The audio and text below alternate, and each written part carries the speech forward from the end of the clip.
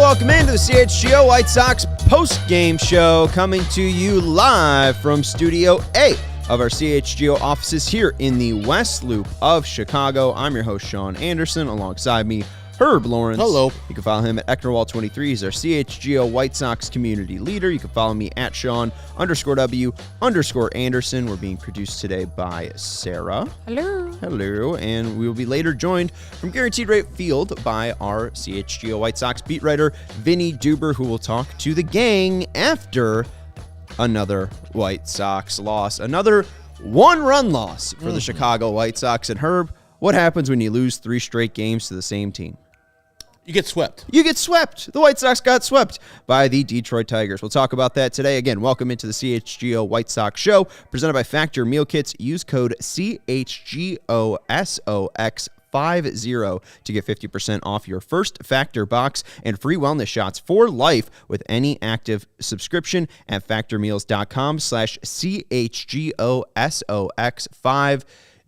Hit the thumbs up if you're hanging out with us in the chat. Hit that subscribe button. Again, Sox lose 3-2 in the opening series against the Detroit Tigers. They get swept, losing Thursday, Saturday, and Sunday. And Herb, it's the same thing as opening day. Not enough runs. Yeah, it's the thing is, Flaherty today, to me, was having a lot of fat pitches, a lot of fastballs in the zone, a lot of sliders that were stayed up, and the White Sox didn't punish him. I know that people are trying to turn this into, competitive. We're out here. We're only losing by 1 run each of those games. No, it's trash. I mean, the Tigers, I think, are improved. But nothing I saw from the Tigers told me that the White Sox couldn't win any of those games. But if you're a loser, you're going to lose those games. That's what the White Sox showed me. They had a 2-2 tie with 2 at-bats left versus the Tigers 1 at-bat. And so, Schriffen and Stoney's like, well, they got the lead. I mean, they got the advantage. They have the, favorite to win this game. And I was like, they just have more at-bats than the Tigers. I know at this point, in which I sent out a poll, that the Tigers are going to win this game by 1 run. And that's what happened. The White Sox went feebly in the 8th inning. Tigers scored their 1 run just by, getting a good single, taking their walk from Steven Wilson. And then Tim Hill comes in, a depth move by A.J. Hinch for taking his leadoff guy out. I think Parker Meadows, I believe at that time. And then going to Andy Ibanez, I don't know if it's Andy, I know it's Ibanez, to get an RBI single there. So he's not afraid to take off leadoff hitters, guys who are having good series, just to have the right matchup for his team. And that was very good to see that A.J. Hinch is like doing this strategic thing. Hopefully, Pedro gets a little bit of that bug and sees what's happening and getting the good matchups going so your team gets the advantage there. And it seems like he didn't do that today because they're bringing in with the Stephen Hill guy, and you said it yesterday, with Stephen Hill and his sweepers, that's a bad pitch when you're facing lefties, and he left one up and almost got left out. But I feel not good because this is a game that you had to have to avoid going 0-6, Sean. I'm already counting those 3 losses to the Braves. You see what they're doing to the Phillies? They're hammering them. You think they're going to do better versus the White Sox 4th starter, their 1st starter, which is Garrett Crochet, good, and then their 5th starter, which more than likely will be Nick Nastrini. Good luck. Hopefully the Braves just kind of tired, take it easy. Not even tired, because it's obviously, they played 3 games, so I doubt they'd be that tired. But, maybe they think it'll be easy, and the White Sox, they sneak up on them, right? They're so, what's the stupid acronym? They play Fast? fearless. They play aggressive, they play selflessly, and they play technically sound. And they just play so damn fast. They're good. Again 0-3, and they're going to be 0-6. Okay. And that's the thing. We heard a lot this offseason that they were going to improve the IQ, that they were going to improve the defense, that hopefully improving the defense would allow more free agent pitchers to want to come to the Chicago White Sox, and that they would be more respectful. Yes.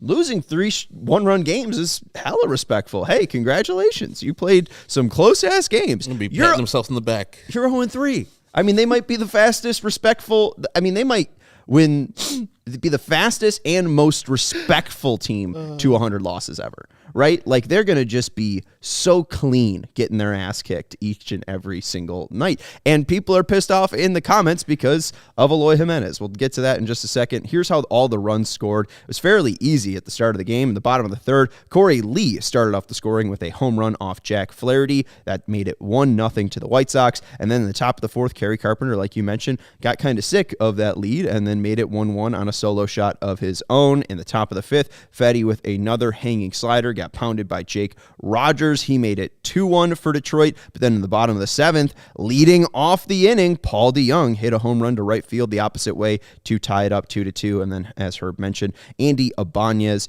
in the ninth inning as Steven Wilson came in. He singled to left, and then Veerling scored, and McKinstry went to third. But that wasn't Wilson pitching. That was Hill. That was Hill. Wilson started the inning, though. I don't know why ESPN says Wilson pitching because, Hill ends up coming in, and he's the first guy to allow that hit to Ibanez because Ibanez was a pinch hitter, as you mentioned earlier. So the Sox lose 3-2. We'll talk about Erick Fedde today. We'll talk about the top of the lineup not really producing because, as you heard, the 2 runs for the White Sox were driven in by Korey Lee and Paul DeJong. And then we'll talk a little bit about Michael Kopech's brilliant performance out of the bullpen, even though that might be a little bit underreported. Let's start first, though, with Eloy Jimenez. In his last at-bat, I believe it was in the 8th inning? No, it was earlier. It would have been the 6th inning because then DeJong came up in the 7th. So in the 6th inning, Eloy hits a ball out in front on the ground to third base, and you see just a routine play for a third baseman, but Eloy's really not in the picture when they pan over to first base. And Herb's like, where the hell is Eloy? Is he hurt again? And then they show the zoomed in slow-mo version of Eloy wincing as he's walking down first base, and he immediately headed into the dugout. How you feeling with Eloy Jimenez? I know people are mad specifically at Eloy, but me, I don't know how I can be mad at Eloy for this injury. Now, the one where he's reaching over, trying to get a home run in spring training, get mad at Eloy for injuring himself. I know how you get frustrated that Eloy, again, is injured early in the year because it's played out year after year after year. But I see in the comments, oh, that guy's a loser. Oh, that guy always gets hurt. That guy sucks. It's like, do you think Eloy wants to stay injured? Do you think he is trying to injure himself while trying to hit a ball out? Like, I get the frustration because I'm frustrated with him, and I'm frustrated with the injuries that go along with him. I'm frustrated with the injuries that go along with Yohan. But to be mad at the player as if he did himself this way, I don't know. Like, he's soft. You think he's really soft? Do you truly think the man is soft? Take care of his body? He gets injured. He's just an injured player. He is injury prone. And I remember people bringing that up to Rick Hahn. He's like, took offense with him being injury prone. It's like, oh, no, he's not injury prone. I'm like, what do you think he is? That's what the man is. I won't get mad at him for being injured. That's how he is. And to be surprised about it and to get mad at the person who always gets injured, it's a weird thing. Yeah, Rick Hahn said it was lazy analysis to call Eloy Jimenez injury prone. Does that guy have a job right now? No. Oh, okay. Probably money somewhere. Yeah, I mean, he's doing fine. Yeah. He's a smart, well-educated man. I'm not saying Rick Hahn's in a bad spot here. I'm just it's always good to remind guy who made bad mistakes and maybe some dumb comments, finally got his comeuppance. But if you search at White Sox on Twitter and just Eloy Soreness, 7 different tweets come up where he's day-to-day. Obviously today, left today's game with left adductor, not abductor. Adductor soreness. He's currently being further evaluated. Then on April 13th, 2022, Eloy Jimenez left the game with left ankle soreness and being further evaluated. On April 23rd, 2022, Eloy Jimenez left the game with right hamstring soreness. He is being further evaluated. May 28th, 2022, Eloy Jimenez left tonight's game rehab game with right leg soreness. He is day-to-day. Eloy Jimenez left the game with right leg soreness. He is day-to-day on September 1st, 2022. Eloy Jimenez left tonight's game with right elbow soreness, is undergoing further examination July 16th, 2019. August 22, 2019, lineup change. Eloy Jimenez has been scratched with mild hip soreness. It just seems like it's consistently coming up, and it's the third game of the year. I think if it was something where last year there was a game streak he had where he was playing in consistent games and then that got halted, right? If he was having a game streak and this is just, something building up because of so much work, I'd understand. But we see the change in the stance. We see that maybe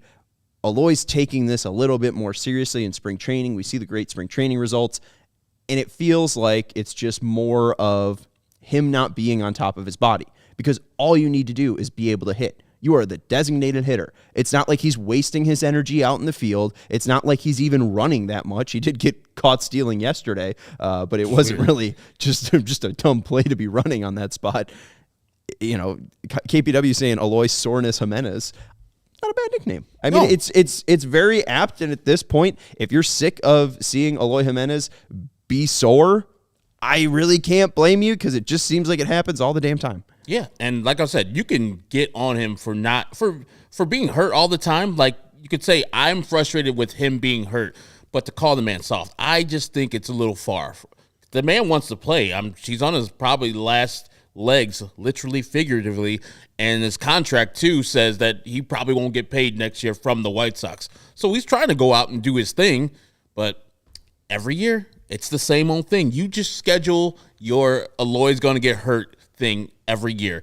And then if it was Rick Hahn who used to say it, but now it could be Chris Getz. Hey, man, only a couple games out.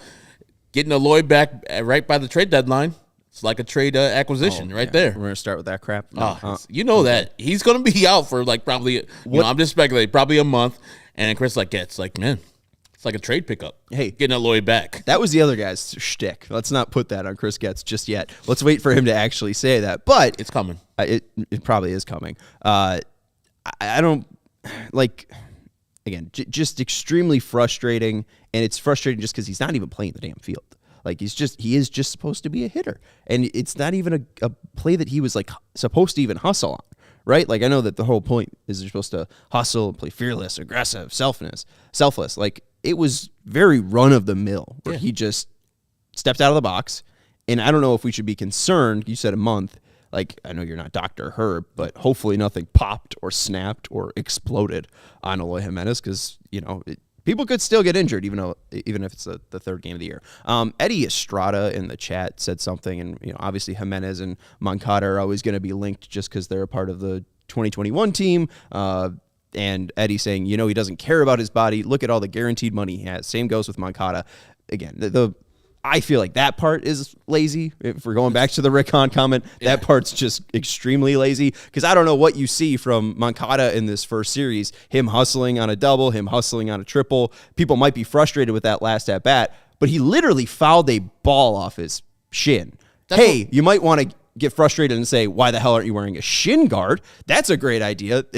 That invention exists. People have made millions of dollars on it, selling them at Dick's Sporting Goods.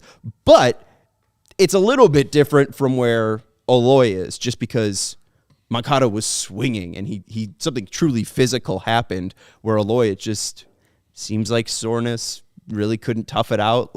You couldn't just take the 2 innings to sit in the dugout and maybe get work on. And then that makes me lead to think, is it actually serious? Did he rupture something to a point where we'll see a month to 2 month outing? I mean, to me, he has to be more injured than just today, because then you put the White Sox in a tough situation then with Holton going against Gavin Sheets, and that was unfair. I mean, Gavin Sheets can only do so much versus a righty.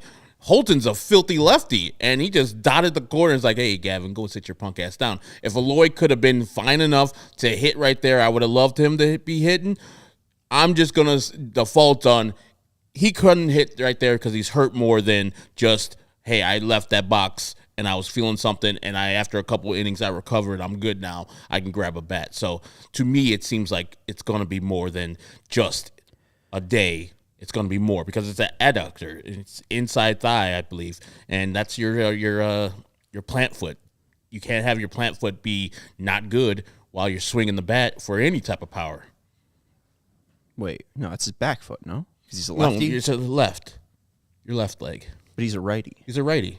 Your right's in So your wait. back foot. Your lefty, he's So I'm a lefty. Yes. Yeah, okay, yeah, no, Yeah. you're right.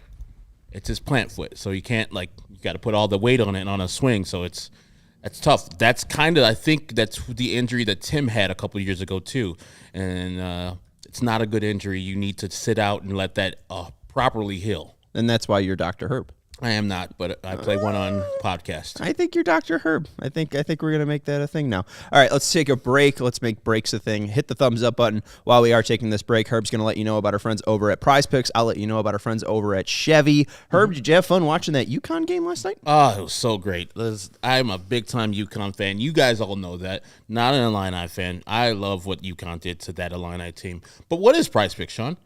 Oh, it's the largest daily fantasy sports platform in North America. You knew that off the top of your head. That's I read awesome. it almost every day. They are the easiest and most exciting way to play DFS. It's just you against the numbers. Instead of battling thousands of other players, including pros and sharks, you pick more than or less than 2 to 6 player stat projections and watch the winnings roll in. Football season may be over, but the action on the floor is heating up. Whether it's tournament season, like we saw yesterday with the Illini versus UConn, or the fight for the playoff home court, there's no shortage of high basketball stakes moments in this time of the year. Get in on the excitement with Prize Picks, America's #1 fantasy sports app, where you can turn your hoops knowledge into serious cash. And just alerted, that's just happened a couple weeks ago. I didn't edit that. It was the Caitlin Clark Prize Picks when I messed up the. They're not offering that anymore. No. That was too good to be true. Yeah, and I did win on that one, so cash. Conference tournaments and the NCAA tournament is here, which means biggest moments in college basketball are here. Be a part of the action on Prize Picks for both the men's and women's college basketball. And I've been telling you guys this, and it might happen again because the Bulls, I think, are in the 9th spot, and the Hawks, I think, are in the 10th spot, so they'll play each other in the play-in tournament. My favorite Prize Picks thing is to pick Ayo Dosunmu, points, rebounds, and assists, going against Trae Young, points, rebounds, assists, because Ayo, it's the Trae stopper. He locks him up each time, so you can go more than points, rebounds, assists for Ayo, less than points, rebounds, assists for Trae Young. Now let's go. PrizePicks.com/CHGO. Sorry, let me do it again. 3, 2, 1. Go to PrizePicks.com/CHGO and use the code CHGO for a first deposit match of up to $100. That's PrizePicks.com/CHGO and use the code CHGO. Pick more, pick less. It's that easy, Sean. Thank you, Herb. And why don't you, can you scroll up real quick, Sarah, on the chat here? Eduardo bringing up, didn't they win the series versus Atlanta last year? They did, right out of the All-Star break. All-Star break hangover. Yeah, All-Star break hangover in Atlanta. They lost the first game 9-0, but then it was 6-5, 1-0 victory, and then 8-1. But they also had Dylan Cease, Lance Lynn, and Michael Kopech pitching, which they won't be. They also got to Spencer Strider, so hey, you never know. And also, there were 9 Atlanta Braves that went to the All-Star game last year or something like that. So they had to fly to wherever the All-Star game was, then fly back to Atlanta. We don't care about the White Sox. I don't think they're going to take the White Sox lightly this game or the next game or the game after that. Even if they do, you think the White Sox are going to rise up and beat the Braves? Come on now. You think they'll hit Charlie Morton, his wacky veteran self? No way. And isn't Raylos scheduled to pitch? Yes, sir. We'll talk about that matchup in a second. Friends. Want to let you know about our friends over at Chevy. Their best offers of the year are happening right now during the March Radness sales event. Radness. Make your way to Ray Chevrolet on Route 12 in Fox Lake to join in on the savings. They are one of the top-selling Chevy dealers in the Midwest, and you'll always be able to shop one of Chicagoland's largest Chevy inventories, and you can find the perfect tailgating vehicles as they await you at Ray Chevy during Truck Month. For a limited time, they're offering 0% financing for 72 months on new Silverados with over 100 available, and they have 125 vehicles under $20,000. Seriously, can pricing get more affordable on cars? No.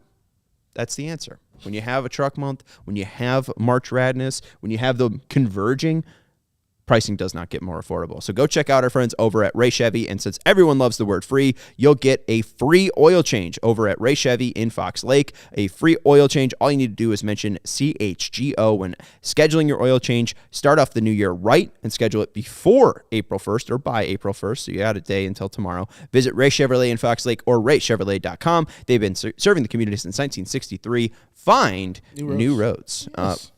Yes. Want to also let you know to check out the Die Hard program. You get a shirt of your choice when you sign up. You get access to our Discord, and you get to chat about the lovely, lovely White Sox and all other Chicago teams with our other diehards alike. And you get to pick from the shirts that we have at the CHGO Locker, including the new releases, like the Sunday Funday shirt and the Defend the Southside shirt, along with the CHGO collection that launched early in March. We'll save the Brave stuff for later. We will also have a pregame show tomorrow.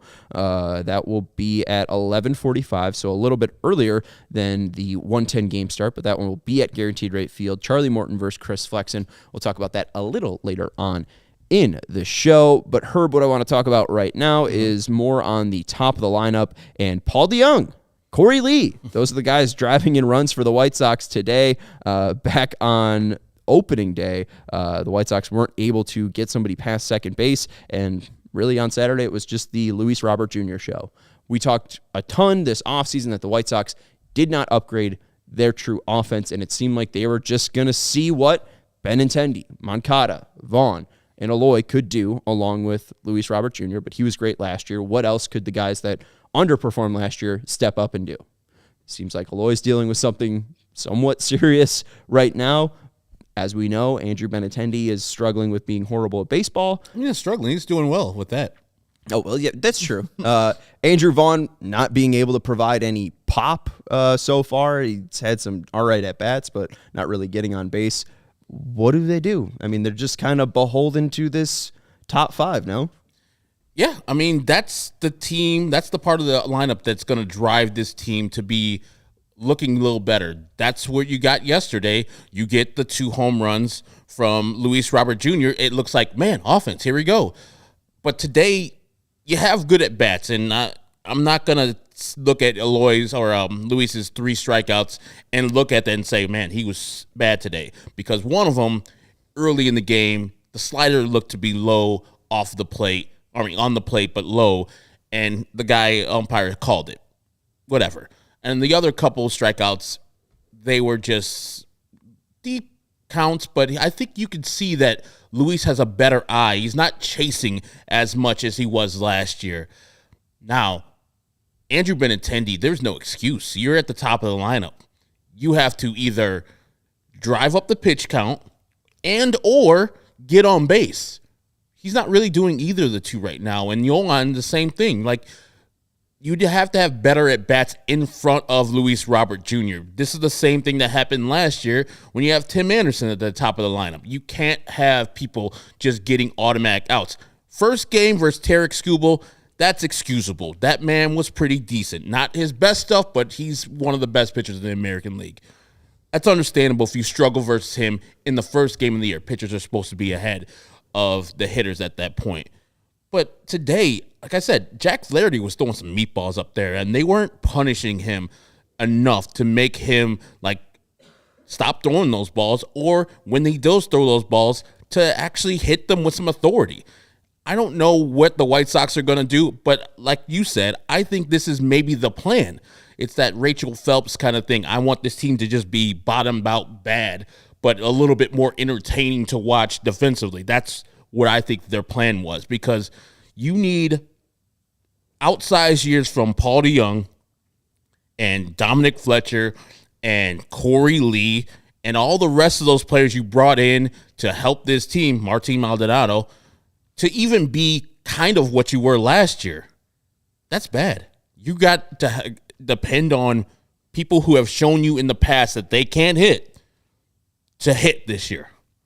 It doesn't seem like a good plan. So I think the ultimate plan was to just be bad this year and purge this whole thing and rebuild fully next year and have some young players and say, oh, the kids can play. We got Colston Montgomery. Brian Ramos is here. Hey, here's Tim Elko as the DH. Hey, we're young, we're fun, we're hip. The kids can play 2025. Tim Elko's not even in AAA yet. He's like 27. I understand. Relax on Tim Elko. He's going to be the designated hitter for next year. You want to bet? Let's go. He's going to be the designated hitter. Who are they going to put as designated hitter? Gavin Sheets? I don't know. They could go sign Brandon Belt right now. They go give Brandon Belt like $2 million. No, but my point is they want to have this thing be so bad where next year you're just saying, okay, but all the players, they're going to say the same thing they're saying this year. They're going to have the spring training press conference in Arizona. Like, yeah, we purged our team from all those old veterans that made a lot of money, Yoan Moncada, Eloy Jimenez, et cetera, and now we got this youth movement. Come on, join us. It's better at the ballpark. White Sox 2025. I guarantee that's what they're doing because otherwise this was a failure of the offseason for Chris Getz because he didn't do anything to address their main problem, which was offense. They have zero offense except for 88. And my plan, if I was an opposing pitcher, you ain't hitting off of me. 88 would have 0 hits, just 4 walks, and tell Eloy Jimenez, do what you have to do. Well, and he wouldn't. And if he's going to be this damn picky, and not in a bad way, like I'm fine with him being picky and selective at the plate. I like his approach so far. But if he's going to be picky and the ump's going to call strikes that aren't strikes, hey, just throw him out of the zone, and maybe you'll just get him to get rung up because he didn't really have a bad at bat today. He had one at bat that was a ground out in the 3rd inning. Wasn't great. Didn't really, It was the first pitch, right? Yeah. Not. He was trying to hunt. Not great for Luis, but 3 solid at bats where he was working counts, and all the pitches he got rung up on, they also could have been called balls. Like I really wasn't frustrated with Robert, but the one thing that is frustrating outside of DeYoung and Korey Lee's homers, the White Sox did not have a ball that was hard hit that was actually not on the ground, that was not driven directly into the ground. Korey Lee, 107.9, 26 degree launch angle, and then DeYoung, 102.9, 25 degree launch angle, and then everything else has got a negative 16 launch angle for Vaughn, -6 for Korey Lee, -2 on a ground and for double play for Korey Lee, -3 for Dominic Fletcher. Benny, I guess, was 8, but that's technically like barely a line drive, barely credited as a line drive. Just an ugly game overall from the White Sox. Like, I would think that Andrew Benintendi, he said his hand was hurt all last year. Yeah. That was the excuse. Oh, this year, my hand's not hurting anymore. Well, and he's 20 pounds bigger because he got all yoked. It's all the same thing. Lazy fly balls to left field, ground balls to the second baseman. Today he pulled a fly ball, but the same old patterns. No one's shown me that they've matured besides Luis Robert Jr. through these 3 games. Like, where's the growth? Where's the next level? Where's the person that is supposed to go from this point to the next point? Haven't seen that through 3 games. Now, maybe they take this Braves series as a series that they have to bear down on and they go with some good at-bats, but I seriously doubt they're going to get to Charlie Morton. I seriously doubt they're going to get to the other pitchers the Braves are going to have out there.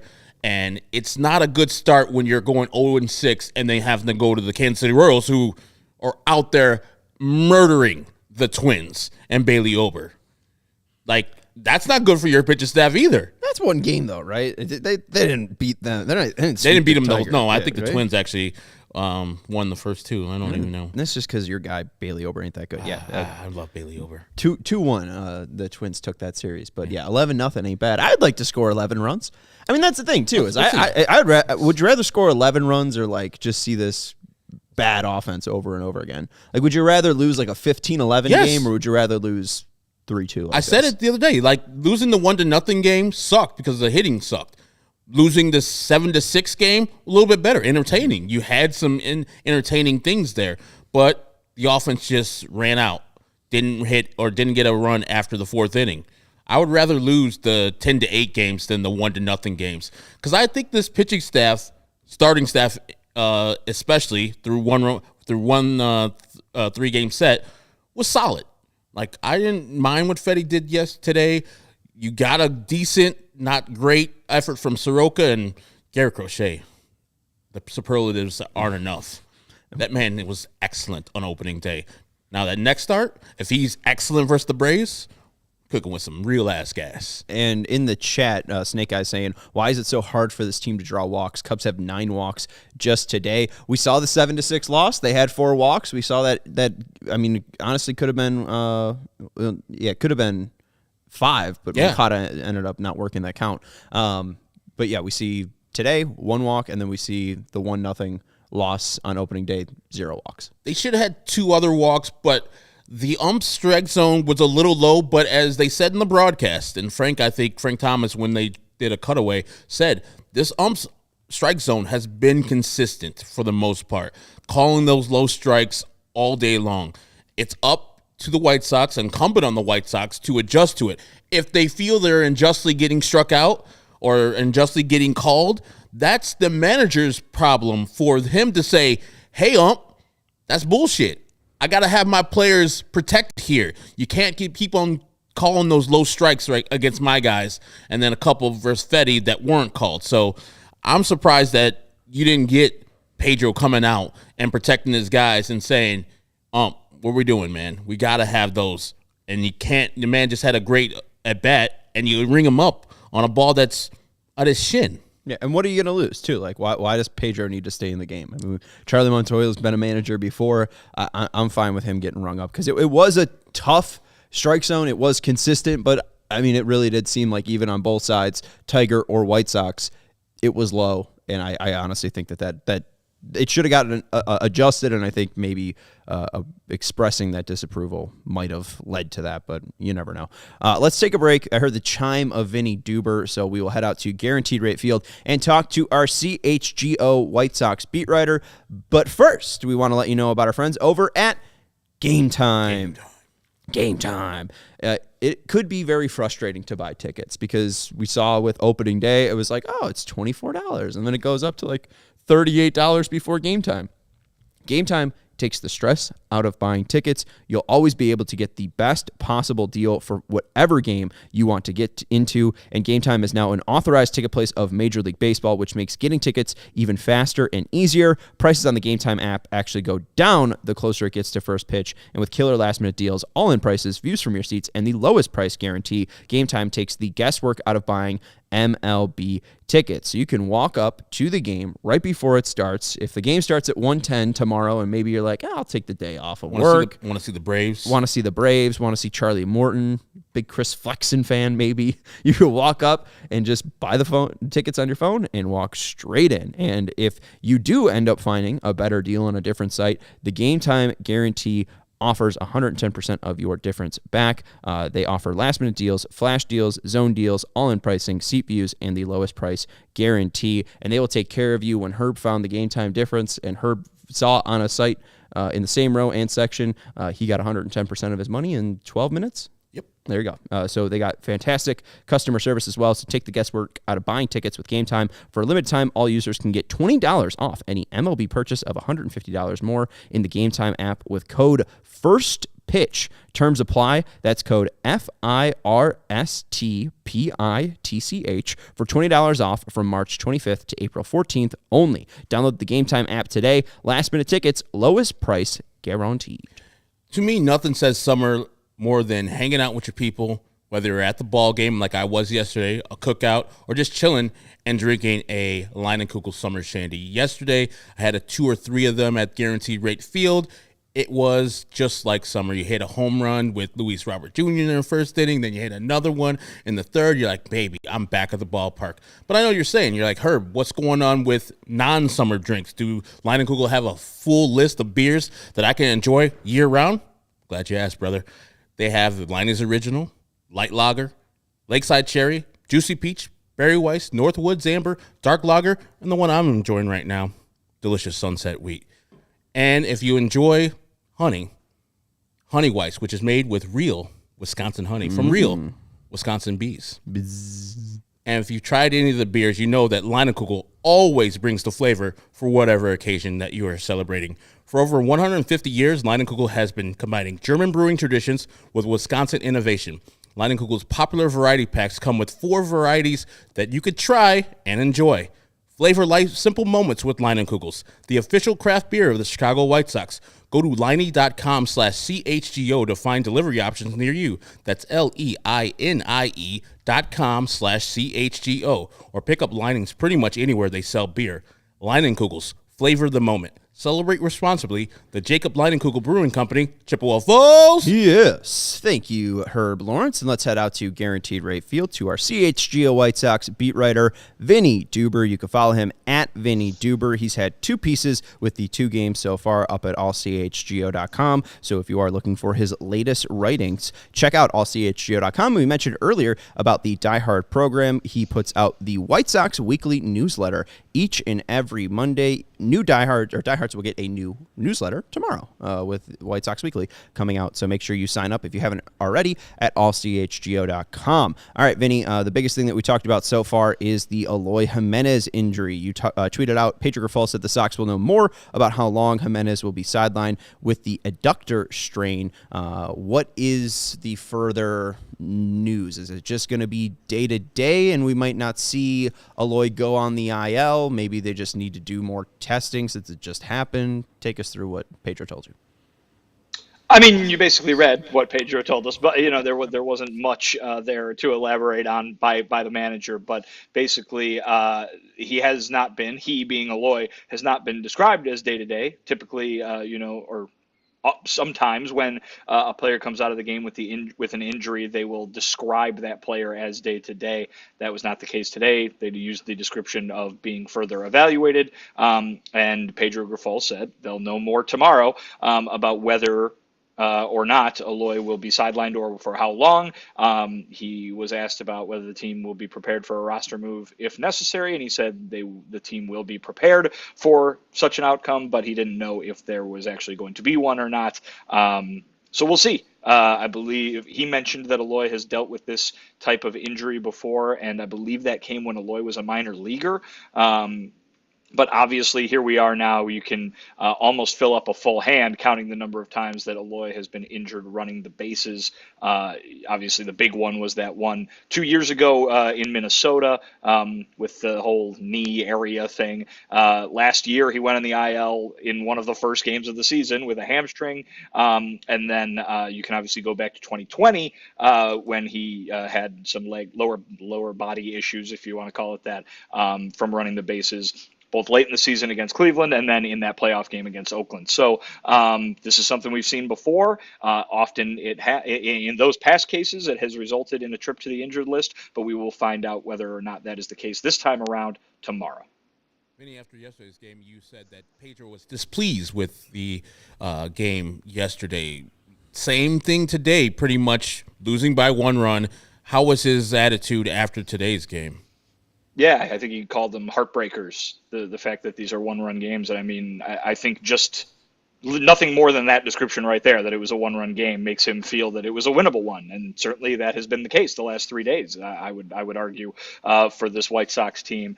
Again, though, same old story, kind of, with the bats kind of being a little too quiet. And even though yesterday, they scored 6 runs, or I believe it was 6 runs, I'm already forgetting. But you go back and you look at it, after the 4th inning in all 3 of these games, basically nothing. They had 0 hits after the 4th inning on opening day. They had 3 singles after the 4th inning yesterday. Obviously, they had some walks. You'll remember the inning in which they had the bases loaded via the walk, but only the 3 singles. And then today, the only hit after the 4th inning was the DeYoung home run that briefly tied the game up. So this is becoming... you don't want to say it's a trend with only 3 games into a 162-game season, but I think the expectation from many was that the bats were going to be the biggest problem on this team. And so far, at least half the game in the first 3 games, the back half of the game, they've been basically completely silent. They are 2-10 in their last, and this is stemming back to 2023, they're 2-10 in their last 1-run games. So really haven't been able to close it out. They've been respectfully in them, but just haven't been able to win those. That should turn around at any point now. Vinny, is there any other talk about the top of the lineup. We talked a little bit about that because you're not expecting homers from Korey Lee and Paul DeJong to be the offense. Was there any talk outside of maybe Luis Robert Jr. about how Benintendi, Vaughn, Moncada, and Eloy before he left the game have performed, especially in this first series? Not specifically. I think that this is obviously, as I just kind of went through, a team-wide issue, right? I mean, it's not like you've got the bottom half of the lineup being hot in the second half of those games either. There's just kind of nothing, in the back half of each of these first three games. And certainly there was very little at all on opening day, right? And there was very little past a couple of home runs today. So, but obviously it's an issue, and Benintendi has not looked like the kind of guy who's going to be getting on base a lot in front of the bigger boppers. Luis Robert Jr. had that amazing game yesterday. I think you can look at a couple extra base hits from Yoan Moncada and say, oh, okay, he's got it in there. Whether or not that's going to come with however much consistency, we'll find out. Andrew Vaughn was on base a couple of times, if memory serves, the other day. So I don't know if you need to push the panic button any further than maybe any people were panicking coming into the season to begin with. But, it has not looked good from an offensive standpoint. I think that's top to bottom, even if there are, some bright spots here and there from maybe guys you weren't expecting it from. I think this is pretty much a team-wide issue at the moment. On the positive note, this series, while getting swept, I thought the starting pitching has looked pretty good. And I don't know how good that Detroit outfit is as far as offense, but you got a good outing today, even though he didn't complete 5 innings from Erick Fedde. What did he have to say about his outing and what he did to be successful with the 7 strikeouts he had?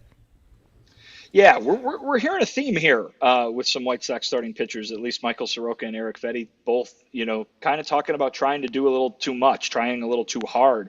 You're seeing these pitchers go out there and be the competitors that they are, but sometimes that takes over and they're trying to strike guys out when they don't need to, you know what I mean? And Erick Fedde said it today. He's trying to throw the ball past guys when he should just be trying to get weak contact. And it's, jacking the pitch count up because he's maybe missing his spot or guys are being a little bit more patient than expected. He wasn't pleased with the fact that he didn't go 5 innings, obviously. The 2 mistakes, you can brush those off. Pitchers have 2 homer games, but they're solo home runs. It didn't really knock the White Sox out of this one at all. But he's got to do better than 4 2/3 innings, and he was up, over 90 pitches. It's got to be able to go a little bit deeper in the game if you're a White Sox starting pitcher. I think the same goes for Michael Soroka. So they obviously need to focus in on what they do well. Remember, that's the Brian Bannister mantra, right, Sean? And I think Erick Fedde was so hyped up this offseason for the ground ball rate that he posted in Korea that made him made him the best pitcher in that league last year. And today we hear from him that he's maybe trying to strike guys out. We see the ball leaving the yard, obviously via a fly ball. It seems like he's, at least today, in a very small sample size, stepped away from what he probably does best and might need to remind himself to kind of lean on what worked a year ago. I got more on Fedde, and it is interesting to hear him talk about throwing it by guys because that definitely showed up in the stats, at least with his 7 strikeouts. But how funny is it just looking back at this 3-game series, and Garrett Crochet throws the most innings out of any White Sox starter? Yeah, I mean, that was the big question coming in, right? Was, oh my God, can Garrett Crochet even go 4? Can he go 5? And now he's, the most reliable could have gone 7 in the staff. Yeah, could have gone 7. Yeah, so just funny to see that play out. They were talking about not having Kopech in the rotation because they didn't want to waste any bullets and or maybe strain the bullpen. And Garrett Crochet's been fantastic. And hey, Michael Kopech looked locked in today. All right, let's talk a little bit about Fedde.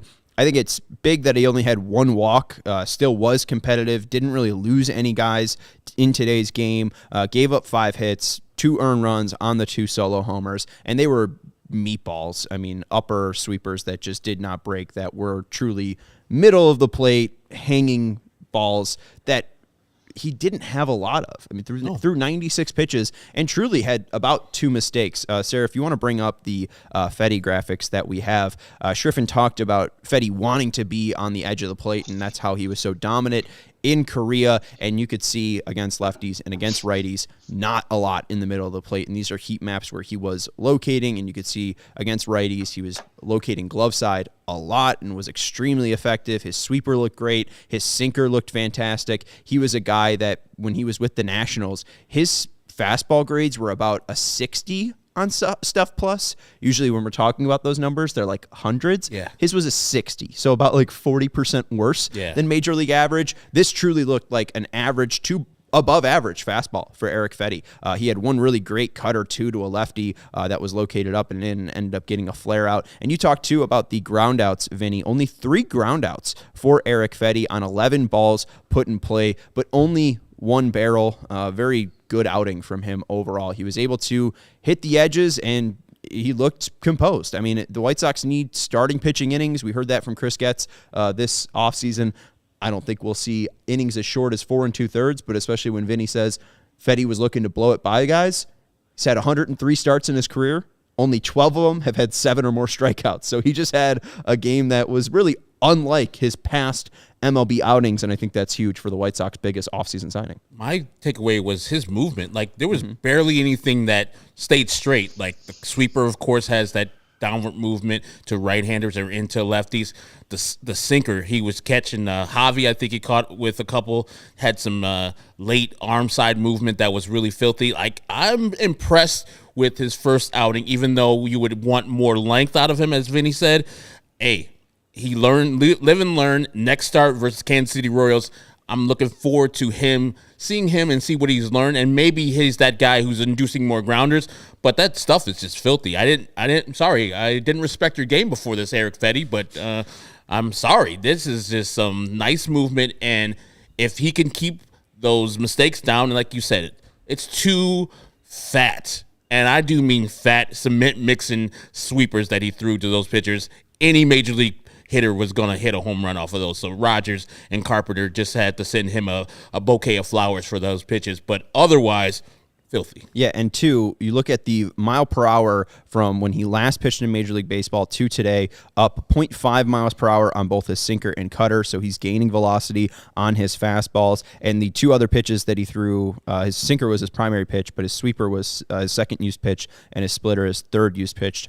Both pitches that he used and worked on in Korea. So this is a different looking Erick Fedde, and you talked about the movement. The movement looked fantastic. 11 whiffs for Fedde on 39 swings. That's a 28% whiff rate. That's very good for Erick Fedde, and called strike whiff rate of 31%. So as long as he's maybe just getting a couple more called strikes, maybe just getting into less 3-2 counts, Erick Fedde, we'll see him go into 6 games consistently. I mean, he really did look challenging, and I think something that I really liked from him is he was consistently ready to go. Oh, yeah. Consistently on the bump in a Cueto way. I know that he had 1 pitch clock violation, but it was always like with 9 seconds left in the pitch clock, he was ready, staring at the batter, just like, all right, let's go. Let's keep it up. So Fedde does have a veteran presence on that mound that really did show today. So good pitching, at least, from the White Sox for the results of a sweep. All right, Vinny, let's chat a little bit about Michael Kopech. I know diehards can read more about this tomorrow in White Sox Weekly and the newsletter that you will put out. But what did you chat with Michael Kopech, and did you realize that he'd go out there and throw 15 strikes on 16 pitches after your chat? I think you should chat with him before every game. Yeah, really. No, I mean, listen, I think, you go into a conversation like that, obviously coming off what's happened, and on opening day, I think we all kind of agreed that it looked like he was still kind of dealing with some of the same things, at least from a results standpoint, that he was dealing with all throughout last year, right? There was a hit batter in there was a walk, there was a bases loaded situation that he had to get out of. Today, just the opposite, right? I mean, he comes out, strikes out 2 guys on 8 pitches. They're all strikes. He comes out back in the next inning, does more really kind of dominant work, adds another strikeout in there really quick, throws a ton of strikes. That's the kind of guy that the White Sox want to see from Michael Kopech, absolutely. We'll see how consistently that shows up. But to this, before the game today, I was talking with him, and he was just kind of saying, he sees this as an opportunity, this move to the bullpen, to kind of get back to feeling the way that he has, felt that he can be. We'll put it that way. He used the phrase, one of the, trying to be one of the better arms in baseball. And I think that if he continues to do that, obviously on a consistent basis, that's exactly what he'll be. But this is an ongoing thing, right? He's still kind of getting used to the routine of being a bullpen guy after having that routine, that so set routine that we always talk about of a starting pitcher. I mean, think about it. Had he started on opening day, he'd be in a very different place today than he was having pitched on opening day out of the bullpen. When he's able to come back out, he's getting called on again today. So it is a very different lifestyle for a reliever than it is for a starter. We talked a lot about his mental makeup. When you talk about that shift to the bullpen, did he talk about, does it help the mental aspect of him when he wants to get back to being one of those better arms? Is it a physical place where he just can go out and just know that he can rip off 15 fastballs and throw them at an average of 97 miles per hour? Like, what did you get a sense from Kopech the shift to the bullpen was helping? Yeah, I mean, I that was a question, kind of even, what do the White Sox think that this is going to be good for you kind of thing. And I think at the end of the day, it does come down to, what Chris Getz has said, that kind of small dose and what you just went through there, right? He's able to pitch in a little bit different way. You don't need to think, I need to make this last over the course of 7 innings. I need to make this last 3 times through the order. You can just go out and attack the guys, and that's his thing, right? He needs to is attack, get in the zone. You don't need to worry about nibbling around guys and showing guys. You just go after them. But I think on the mental side of things, even though we saw during Cactus League play and a little bit too on Thursday, the kind of results that he had last year, I think the mental side of things is in a different place right now. Certainly that's been the description from Pedro Grifol, who, if you'll remember, talking to me in spring training, he said he looks like a completely different guy, the way that he came into spring training from a mental and emotional standpoint. And Michael really thinks that he's in a good spot right now too. I mean, not that he spent last year saying that he was in a bad spot, but it was kind of noticeable when he was on the field that the emotions were getting to him. We haven't seen that yet, obviously, in just a very small sample size of 2 outings. But I think that in general, for a guy who has talked so much about his own mental health and the place where he's at mentally throughout his entire career, I think right now he's pretty happy with where he is. Obviously, he mentioned, his faith, which he's obviously very willing to talk about and happy to show off and stuff like that. And I think that's really helped him. But I think just in general, if you're talking about not necessarily in the moment of the game, but in where he is as a person and as a player, I think he's on the good foot there. With this team not hitting that much, I see a guy that is actually outperforming what I thought of him in the 3 games that he has played, or the 2 games he's played, in Braden Shewmake.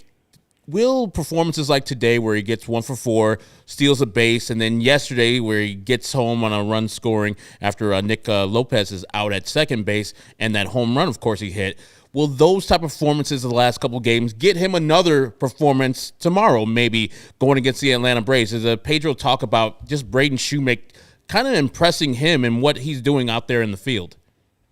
Well, it is those things that you talk about there, the base running plays, that stick out a little bit more than the home run, that I think would do that would get him more chances to play, because that's the kind of thing that Pedro wants to see, right? And that's a kind of play that this team wants to have from all their players. But certainly if you can put Braden Shewmake in the lineup and know, hey, even if this guy only gets on base 1 time, he's going to try to make something happen, and he's had success already making it happen. I mean, today, he only had a single. That's all he did. But he managed to turn that into getting to second base pretty quick and getting into scoring position.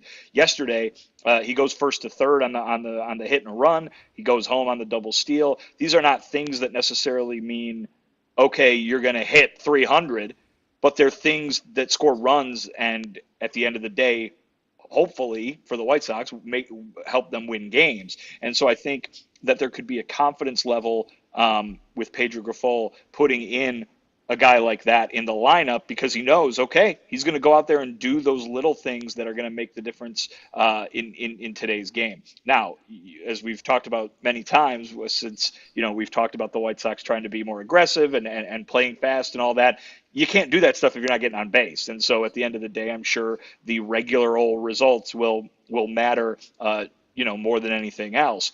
But you can see why this guy made the team, right? And you can see why there's a comfort level at putting him in there, because you know that even if it's not a home run, it can turn into a run, and that's going to be something that Pedro and the White Sox are looking for on a very regular basis.